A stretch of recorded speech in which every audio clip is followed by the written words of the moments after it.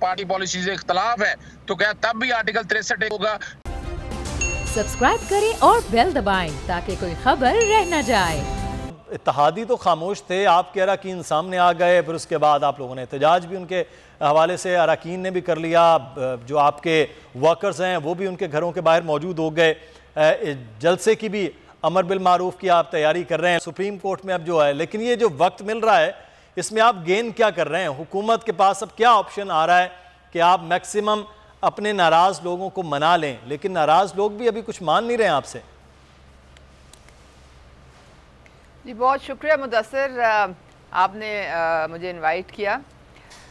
देखें, हुकूमत के पास बहुत सारे ऑप्शंस होते हैं और बहुत सारी वो बातें हैं जिसमें वो उनको बिल्कुल फ़ायदा हो सकता है जो टाइम हम गेन कर रहे हैं। अभी आपने देखा कि जो नाराज़ अरकान थे, बीबी भरवाना थी, वो उन्होंने मुलाकात की प्राइम मिनिस्टर से। 7-8 और भी नाराज़ MNAs हैं। ये लीडरशिप को इस वक्त बड़ा इम्पॉर्टेंट है कि ये जितने भी हमारे लोग हैं जो किसी भी वजह से पार्टी पॉलिसी से वो इस वक्त थोड़े नाराज़ हैं, उनके साथ राब्ते करने बहुत ज़रूरी हैं और किए भी जा रहे हैं।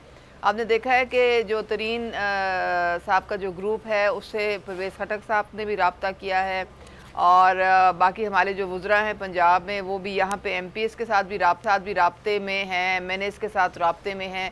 प्राइम मिनिस्टर ने ख़ुद जलसे में कहा है कि आप आ जाएं और मैं बिल्कुल आपको कुछ नहीं कहा जाएगा, आम माफ़ी दी जाएगी।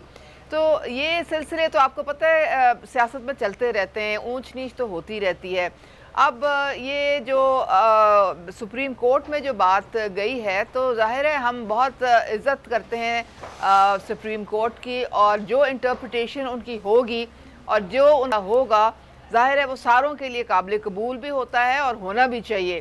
तो उनकी इंटरप्रिटेशन में 1 दिन लगता है, 2 दिन लगते हैं, 3 दिन लगते हैं, 4, ये तो अब हमको वेट करके देखना है।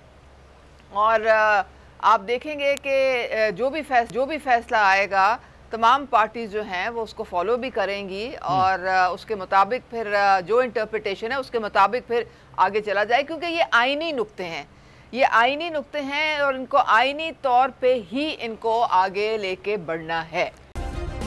सब्सक्राइब करें और बेल दबाएं ताकि कोई खबर रह न जाए।